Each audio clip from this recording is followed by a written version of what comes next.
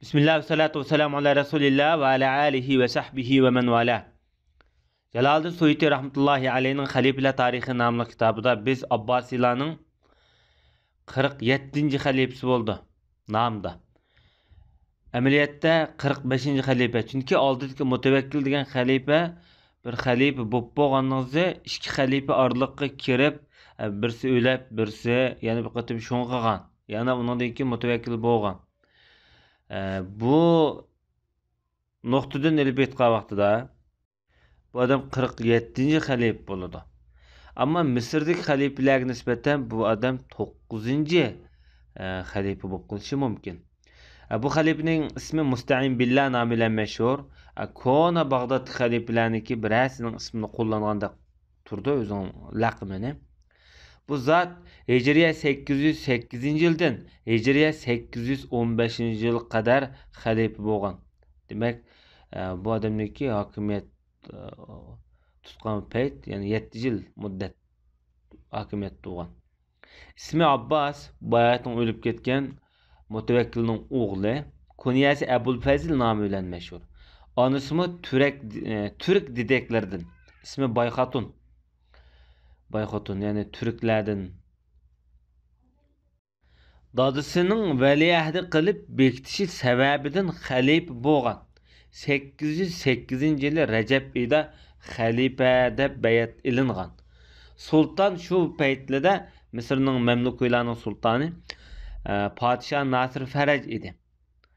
Endi Nasir Şeyh bilen urush qilish uchun chiqib ketgan vaqtida mag'lub bo'lib o'ldirildi. Şeyh deganimiz şu paytda bir ot vaqdigan bir otchi. Bu sultanga isyon ko'tarib, şu sultanni o'ldirgan. Shuni demoqchi.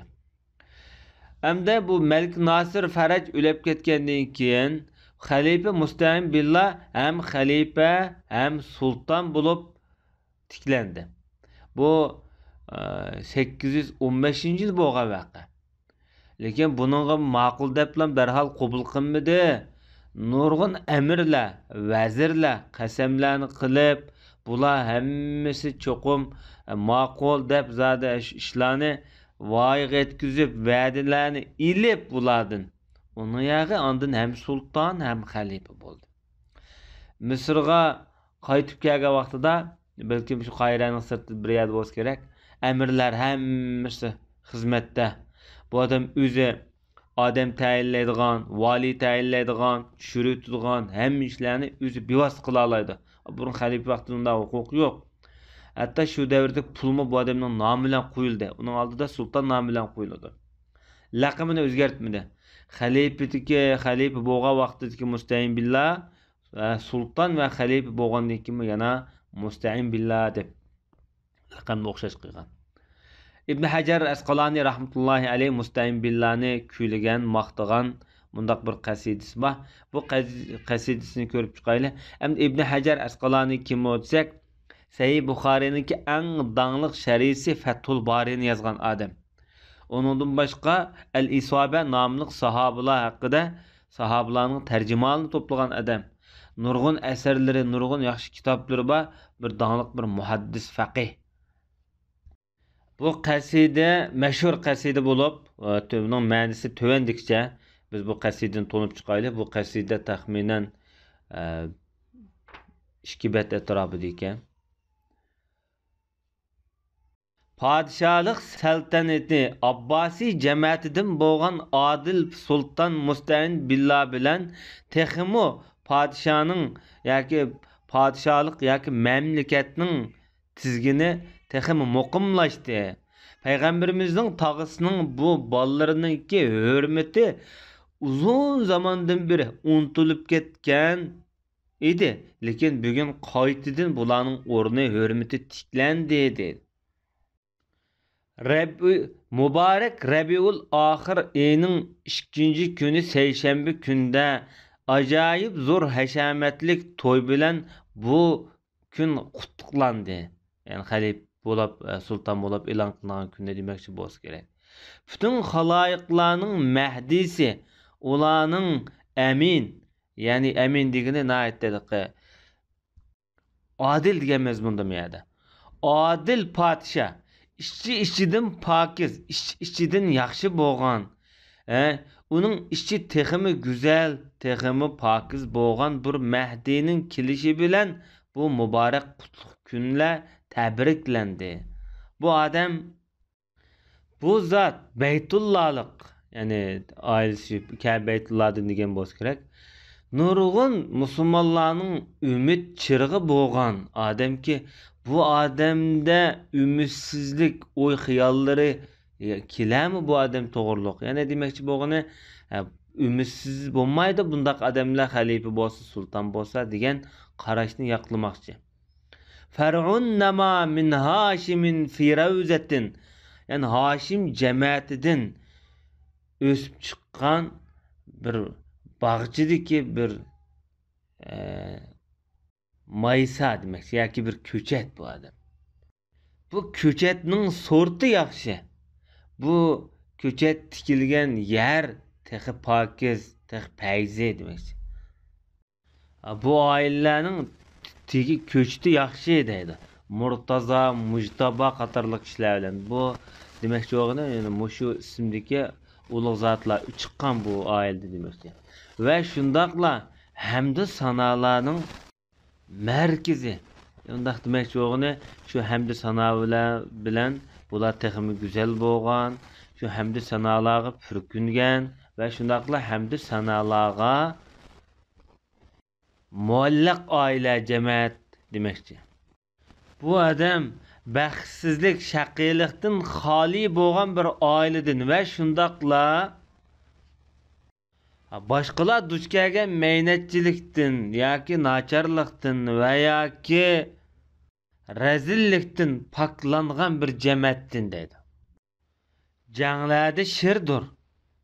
Jangsiz holatlari, bularning majlislari bir kiyik yoki böken usudur deydi. Nayet yumşaq, nayet illiq degandek mezmunda.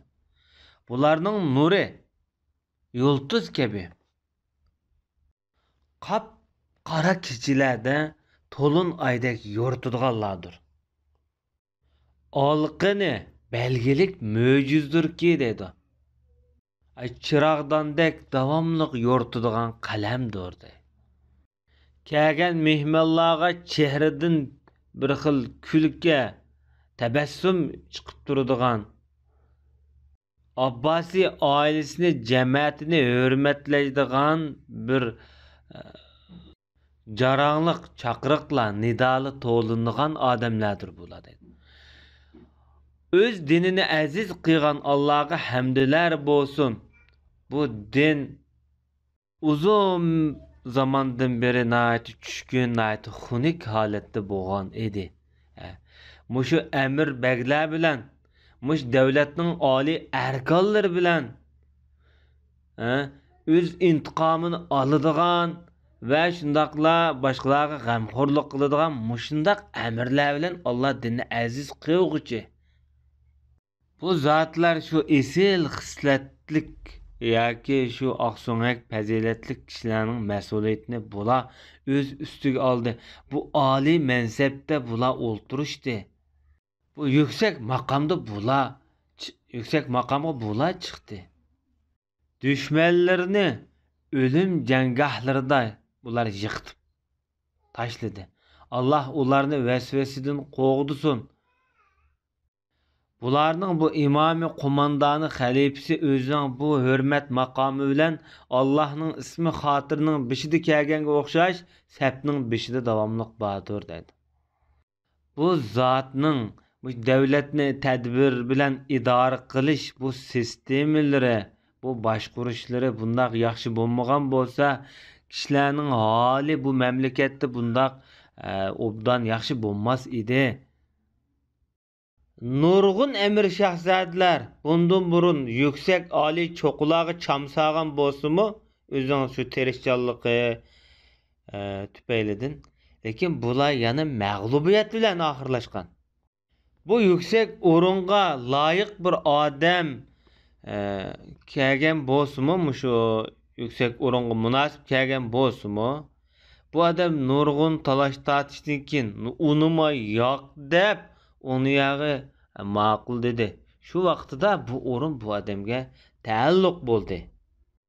Bu odamga butun podsholar o'zing elchilikini bildirdi, el bo'lganligini bildirdi. Misrning mush Nil vodisi butun mushu barmoq bilan o'lchaymizg'u, mushu o'lchamdagi odamlar hammasi bo'ysundi dedi. Nil vodisi butun. U zot bizdan faqirlikni yoki bu baxtsizlikni bizdan yo'qotgan odamdir. Mushu vaqtda, mush davrda, mush zamonda u odam bo'lmagan bo'lsa, yana boshqacha bizni falokat bosgan bo'ladi. Bu odam umumiy xaloyiqlardan zulmni yo'qotibdi dedi. Har qanday odamlardan. Bundaq demakchi o'g'ini Misrdagi Qibtilarni maqsad qilgan bo'lishi mumkin. Demak, butun xaloyiqlardan zulmni ko'taribdi, zulmni yo'qotibdi. Bu zulm hamda o'zing qilmishlariga qarshi chaqirildigan hozir yani yordamchisiz qo'ygan Nasir ismlik o'zing asosiga qarshi zid bo'lgan bir odam orqali bu zulm yo'qoldi. Demakchi bo'lgani bu Nasir o'lgandan keyin o'ltirilgandan keyin bu odam xalifa bo'lgan. Mushu Nasirning yani ismiga Nasir degan g'alba qiluvchi degan bo'ldi. Mush ismiga zid bo'lgan, bu yordamchisiz qolgan bu odamning o'limi bilan zulmni yo'qotdi demakchi bo'lish kerak. Allohning nurg'un ne'matlari bor bu odamning qoshida. Xuddi bir g'urbatda yak unutilib ketgandek tuyg'uda yashayotgan bilan nurg'un ne'matlari bor Allohniki. Bütün yomonlikning sirlari buning ichida qaynaydi dedi ashu Sultan Nasr demakchi. O'tdek ashu yalqullaydi. Bu yomonliklarni to'piga hamroh olib ko'mib ketdi. Yani o'ldi hamda o'zilar bilan ketdi demak yomonliklar. Nurg'un yomon ishlarni bu odam qilgan yoki ijod qilgan yoki yo'liq qo'ygan. Buning gunohlari qiyomatgacha mushunga bo'ladi. Hech bir odam buningga bir qayg'uribmi yurmaydi bu odamga.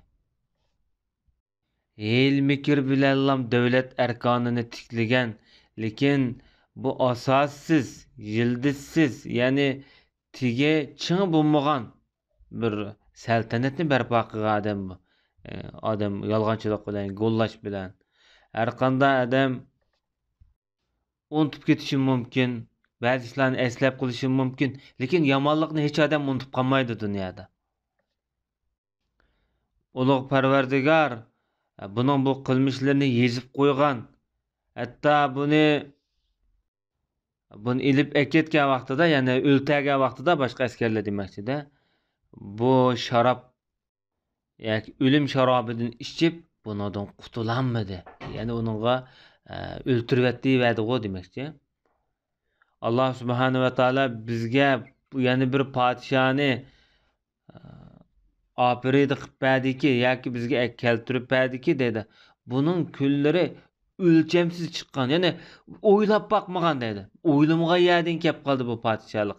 U bo'lsa mustayin. Nasir o'lgandan keyin nurg'un yomon ishlarni qilib mustayin keldi. Buni o'ylab boqmagan dedi. Bütün Mekke, Medine, bütün yer shari sharqdan g'arbgacha xushallik chumdi. Xuddi Uzayb bilan Pasga o'xshash. Uzayb degan hozirgi Iroqdagi bir muhim shahar, Kofiga yaqin. Fas deganimiz Mag'ribdagi bir shahar. Ya'ni mushu diyorlargacha masalan bu xushallik qopladi demoqchi bo'lish kerak. Oyatu majdin la yuhavilu jahdaha fin-nas g'ayrul jahilil xannasi.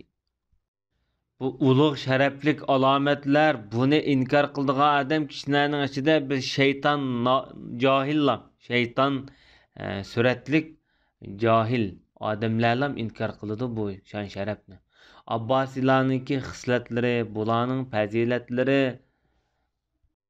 bu xaloyiqlarning podshosi bo'lgan Abbosiylarning navirisi mushu Mustayingilam mujassamlangan.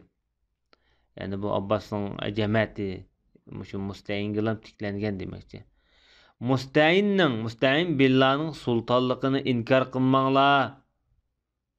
Nurg'un mushu tuzkor bularning qadr qiymatini unutib ketgan nurg'un davrlar yuz berdi. Masalan, bundan keyin hamda bunda qilmanglar demakchi.